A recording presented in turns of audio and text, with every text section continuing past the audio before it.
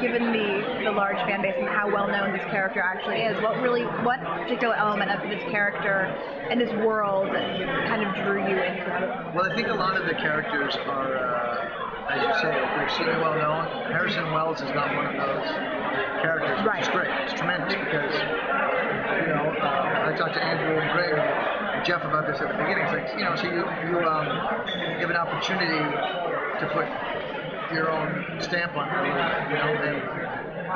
what's been great about me is what's been great about me playing this guy for me is that I can, invest it with a couple of ticks and things, that kind of thing, which are completely fair game, which I'm having a real fun time doing. So when they pitched you, Dr. Wells, what was their pitch to you about who he would be? And can't tell you. Okay. Which I can tell you. No, I was wondering. It was a very short pitch, and I was like, yep. I've done a couple of shows with these guys. Eli Stone with Andrew and Greg and I did Jack and Bonnie, 100 years ago. And in both instances, the guys were like, hey, we have something we think you're going to like, and they, completely did not disappoint. So when they said, for a third time, hey, we have something we think you like, kind of a little bit of a no-brainer. Yeah. Well, so he's a part of Team Flash, as I've heard it's been dubbed. What can you tease about that team dynamic and how he fits in? I mean, he is kind of the mentor leader, but how does he fit in with everyone else? Well, I think for the Flash story to go,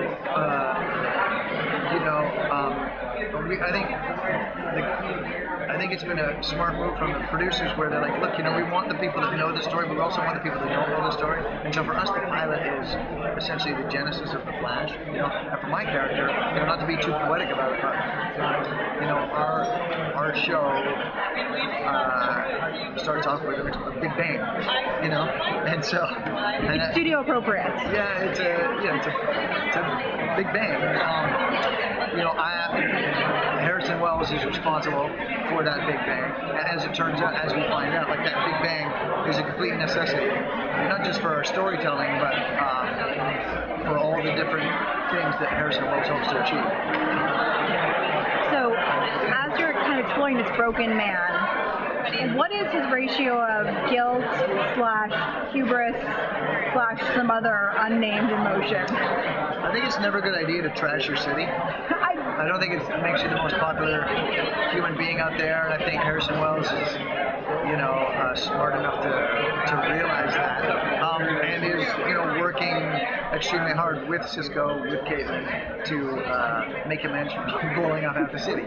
Which you should do. When you blow up half the city, you should try and fix some of the sort of stuff. Send some flowers, something like that. Like in all good comic book lore, that is not all he's doing when he's working to fix the city, nor any of it. I mean, a lot of Cisco and Caitlin's energy is going into figuring out what's with this Barry Allen guy and what is happening there. And as people who are into that kind of thing, as scientists, it's in a strange way, it's, from the explosion comes a little gift. It fuels their imagination. It tricks their professionalism. They're extremely. They have a raison d'etre, and Caitlin's part, instead of curling up into a ball, she now has at least somewhere to focus her energies. Yeah. And since Barry could be this tool used for good or evil, how's Wells looking at him? Is he trying to kind of put a figurative leash on him? Is he trying to harness his power responsibly?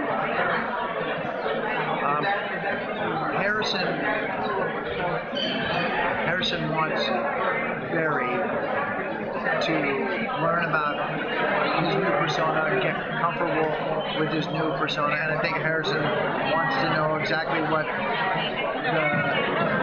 extent of his abilities are. They all do. Barry, make no mistake about it, Harrison cares about Barry. Barry matters to Harrison, and vice versa. On a weekly basis, will we see him out in the field, helping to deal with the metahumans, or is he going to be in the future more restrained to the lab area, from what you know? asking all the wrong questions or right No, questions? you're asking all the right questions that I can't answer. Yeah. I will say, like, if you watch episode 102, we will have a very solid answer to that question, and I'm hoping people do watch episode 102. That would mean we at least survive for 2 weeks. Yeah. So when you got pitched this role, did you know that final scene from the pilot with him going in the room, getting up and walking and seeing that future newspaper would be a part of it? Or when you got to the end of the script, were you like, holy F, what did I just get myself into? Oh, no, that's why I got it. Oh, yeah, no, I mean,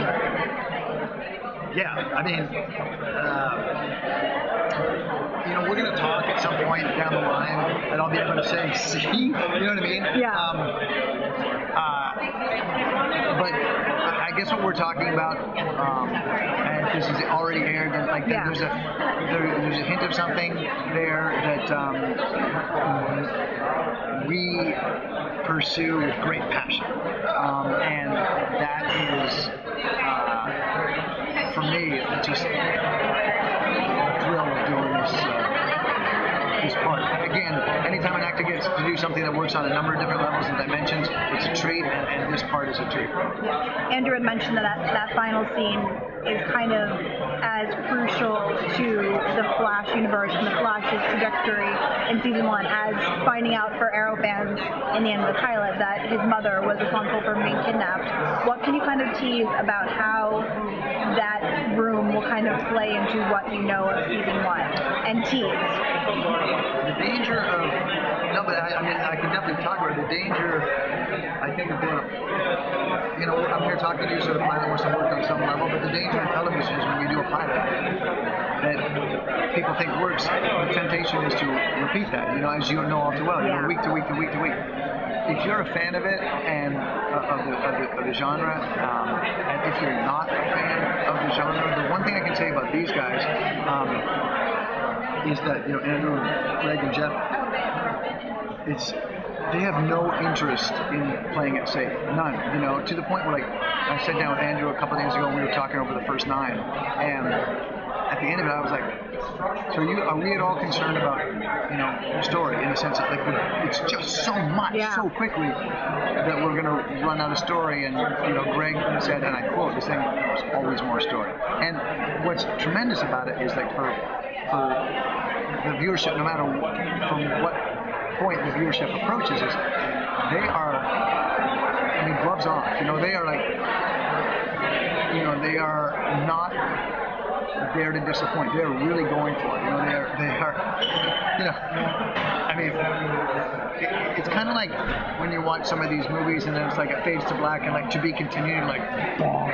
These guys we don't want that. We don't want our audience to ever have that feeling. These guys are delivering on the promise and more. All I can say is if you like this thing, there's so much. It's so rich and full, and if you watch Andrew come and break the stories to us, if you were to watch it from afar, it's this tall guy gesticulating wildly, and then there's a ring of actors around him going, oh! You know what I mean? And so, not every show is that way. This thing is unapologetically that way, and it's great.